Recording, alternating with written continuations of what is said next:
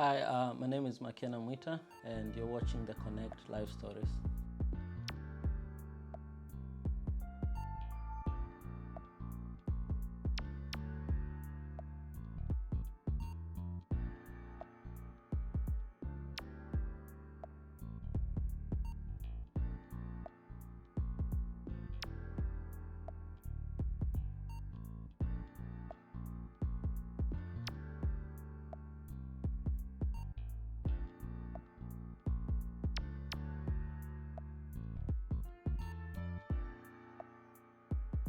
So my name is Makena Mwita. I'm Kenyan. I'm 30 years old. I was born in a small village called Chinato in Kuria East Constituency, Migori County. And that's where I grew up. That's where I studied. And here in Australia, I've been here this is my 6th year. Yeah, I think that's a brief introduction of myself.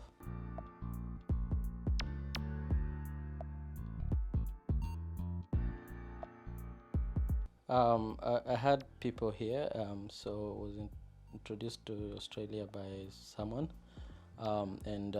So studying here was a bit challenging, of course, because, there are a lot of expectations from even back home and, from the community and the family. And also you have to pay school fees, that work-life balance, social life. That was a bit challenging, but somehow, we made it, and, I thank God for the journey.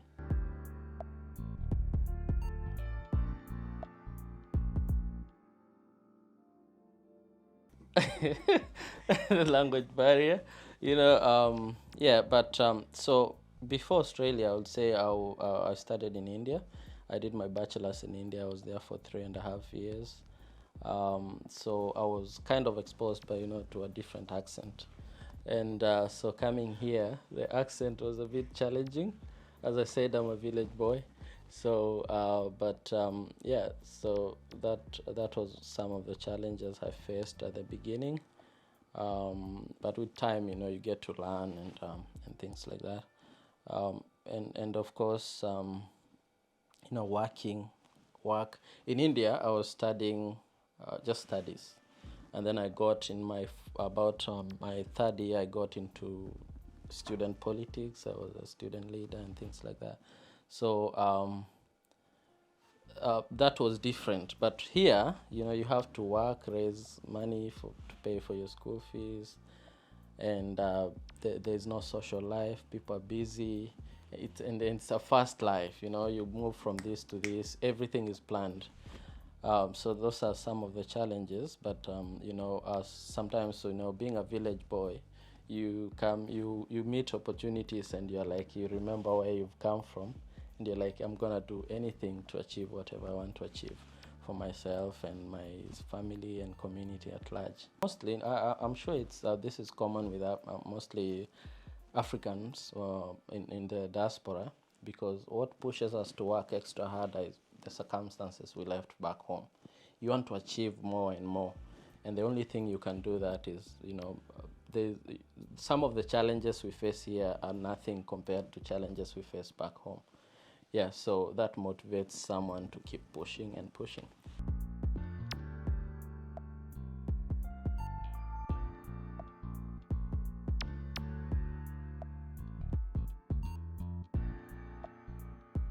Why politics? Okay, so growing up, I've always wanted, I've had political ambitions. And so in campus, as I said, in India, I was a student leader. In 2013-14, I was a president of Kenyan students in India, and that was about over 500 students. And then 2014-15, I was a president for the Federation of International Students Association, and that was about over 20,000 students in Bangalore city, southern part of India. So over 20,000 students from 32 different countries, and that gave me kind of a different experience in leadership and politics. So But now coming into the Kenyan politics, I've always wanted to serve my people. And I've been doing as an individual, I've been doing different projects to my community in my capacity as an individual, but there's little you can do as an individual. So I thought I would go into politics to change the policies and to, to change things from within. So so when I had political ambitions, I've always thought of, okay, now when do I join politics? I've wanted to have a good life, enjoy holiday, have a private life, and then later retire in politics. But no, you cannot wait for too long to change things. So the more things, the more time, the more we wait, the more things become worse. So poor leadership kind of motivated me into joining now and providing, accountable, honest, and transparent leadership to my people.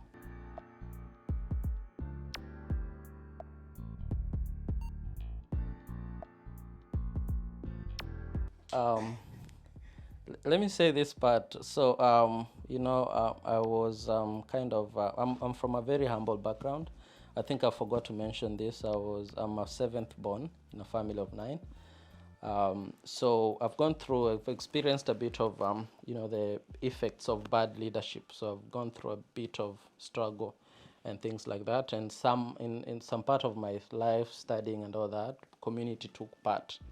Yeah, yeah, fundraising and things like that. So I feel like I owe my community a lot.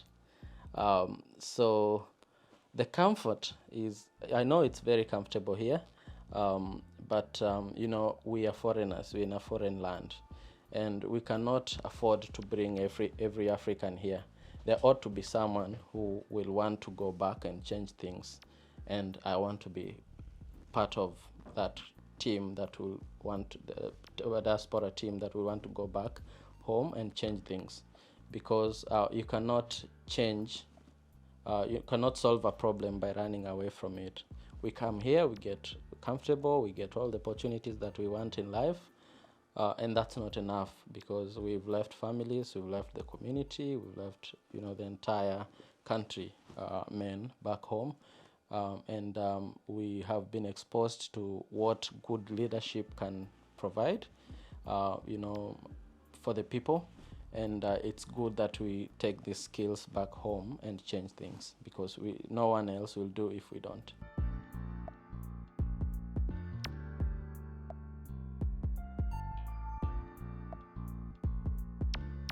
Now in Kenya, this is the common mindset back home.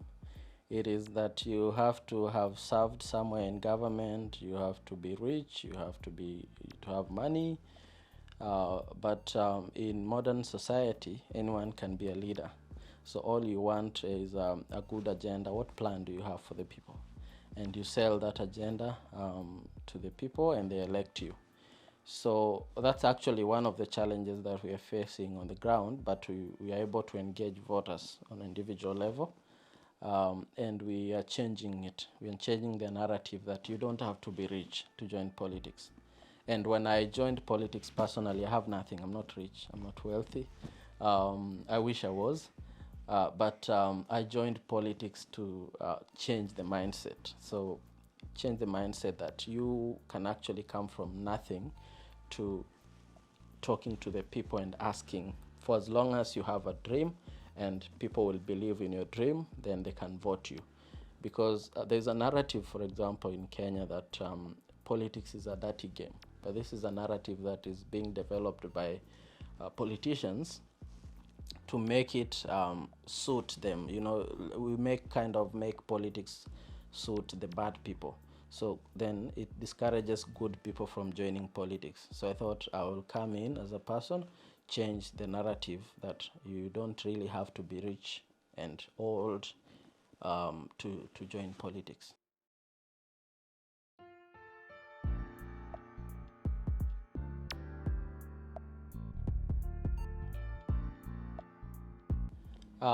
Yeah, so I think it's good that we get this exposure that we get here in Australia, and we should be grateful that we are here. to experience the comfort and pleasure of being in a first world country. So I would say, as diasporans, let's think about what the challenges that our people back home are facing. Let's progress in our careers. Yes, let's make money if we want to make money, and invest back home. If you have an opportunity to invest. Invest and create jobs. Send money back home if you can. Any little thing that we do will change the community, will change the Africa, because what we need in Africa is not donations. We don't need donations. Ourselves can change, can change our community. So let's do the little we can. Send money if you can. Invest, create employment, donate to charity organizations, and let's change things back home. And as you get comfortable around your career, around making money, also think of what you really want to do, and get better in whatever you want to do to develop your career and goals in life.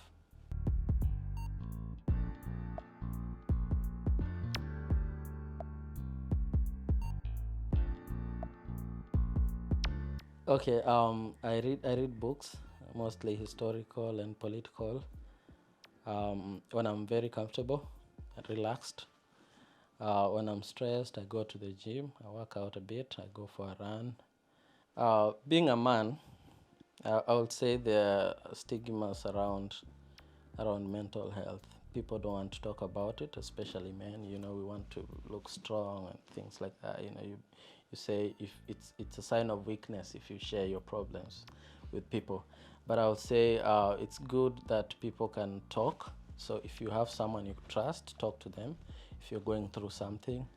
And also, if you don't trust anyone, then you can talk to professionals that will ensure that they protect your confidential the information you share. And also do things you love. If you feel like you worked so much and you're tired and you just want to relax, just take care of yourself. Put yourself first. Leave everything. If it's money, put it aside, and you have to prioritize yourself, and always talk to someone. It doesn't matter whether it's a friend you trust or it's it's a professional. And also putting yourself first in whatever you do. When you feel like you're exhausted, I know there are a lot of expectations. We want to accomplish so much at a short time, and we also have so much bills. We have school fees to pay, we have bills, other bills to pay, we have families back home to support. So it's good that we also focus on ourselves. At least find time for yourself, to look after your mental health, relax, and go, do whatever it is that you love doing.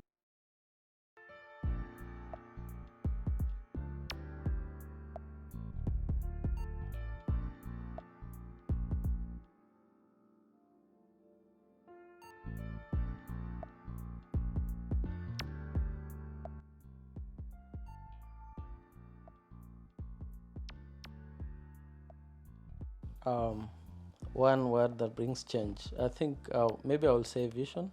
When you have a vision, then you work towards achieving that vision. And there are things, of course, you have to change about yourself, your life, and community, to achieve that vision.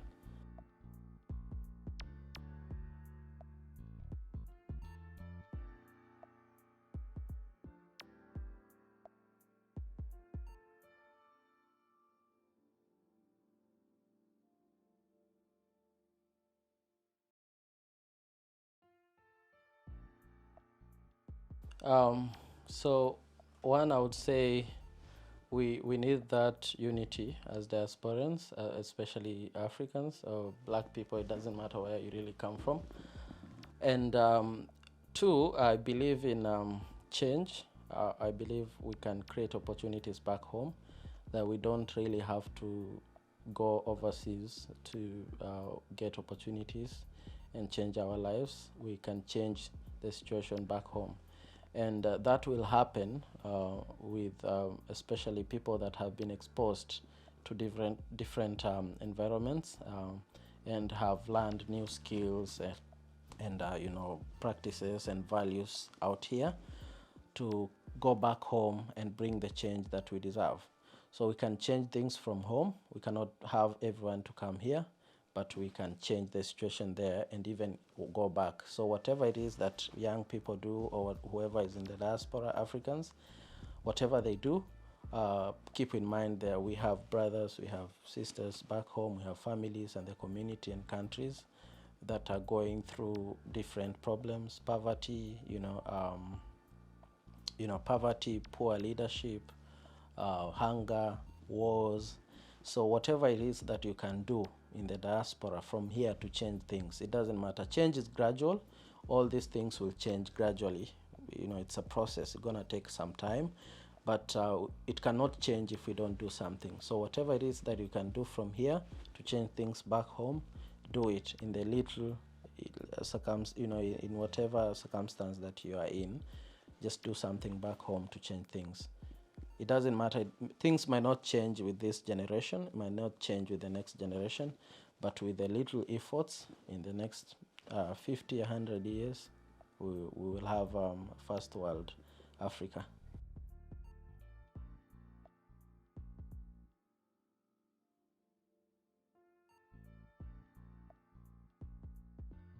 I know that with the diaspora, for example, I know the exposure that we get here, because personally I got I wouldn't have this mindset if I was stuck in Kuria East for the rest of my life. So I believe in the people in the diaspora. If you look at history, for example, all the people that came back to fight for our independence and change our countries were people that went to diaspora and learned a few skills, and they decided to come back. You know, be it Tom Mboya, Kenyatta, and all African leaders, Nkrumah. You know, these are people that that went to the diaspora. They learned and went back to change things at home. So they fought for our independence. So I believe that we can still learn things here, and that's why in my manifesto I have I want to send people to diaspora to learn skills and come back to my constituency to change things. So obviously I'll support people, and when I'm in parliament I want to go and make sure that we pass bills. Of course, this I'll discuss with people in diaspora and know exactly what they want changed, but one of those that I want changed is having the right to vote, because being here does not take away our right to vote, doesn't take away our right to be Kenyans. So we need to also take part in governance and things like that. So we need to change to make laws that favor the people, because we remit millions of money, billions actually, to Kenya, for example, and we contribute to the economy, but we don't contribute to governance. So I want us to to pass laws that will favor the people in diaspora.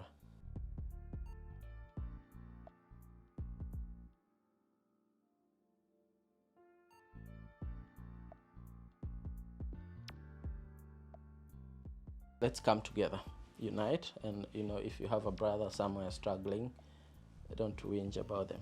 Support them.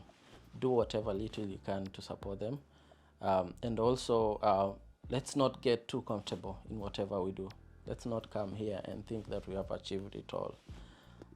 There's so much to do in life. There's so much to explore. So let's keep dreaming higher and higher, and wanting to achieve more and more. That's the only way that we can develop. Because you come here, say you're in your 20s, or you're already a teenager, or in your 30s, 40s. You've got too much to do. You've got to invest, buy a house, a home, and build yourself. You cannot compare yourself to people who grew up here and started working at the age of 14 and saved for their houses. You cannot compare yourself to them. You've got families back home to support. People here are independent. Individualism.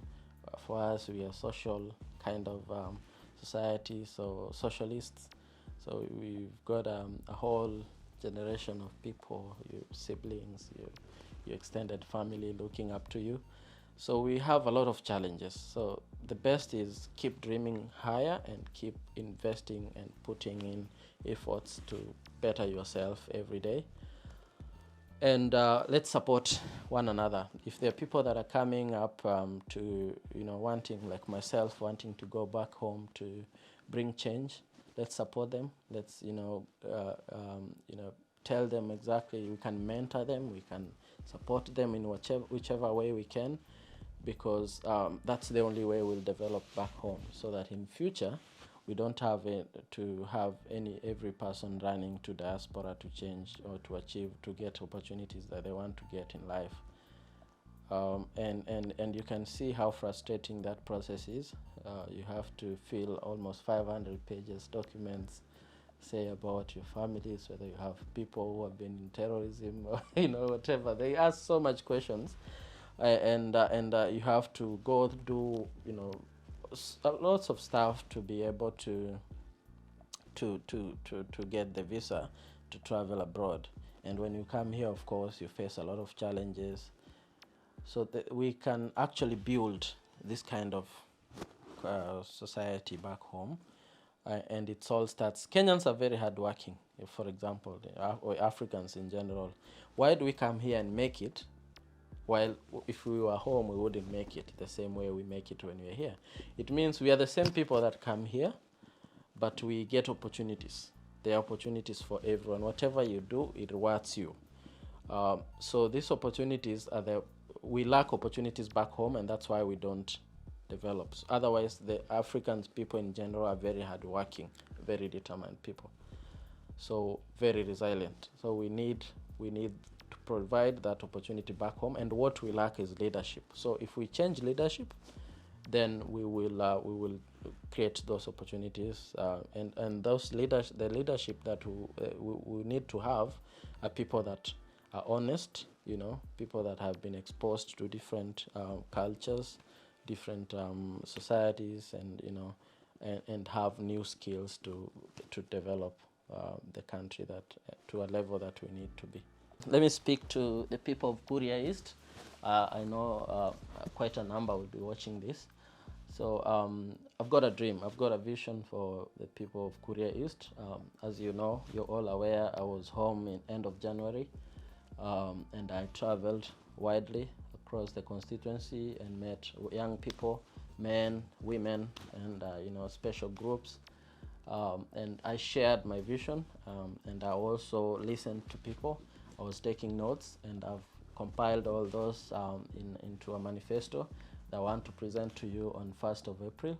So I hope that you can judge me by the things I stand for, and the dream and the vision I have for the people of Kuria East. Let's not be manipulated. Let's not be corrupt by people who will come out with money, handing giving you handouts.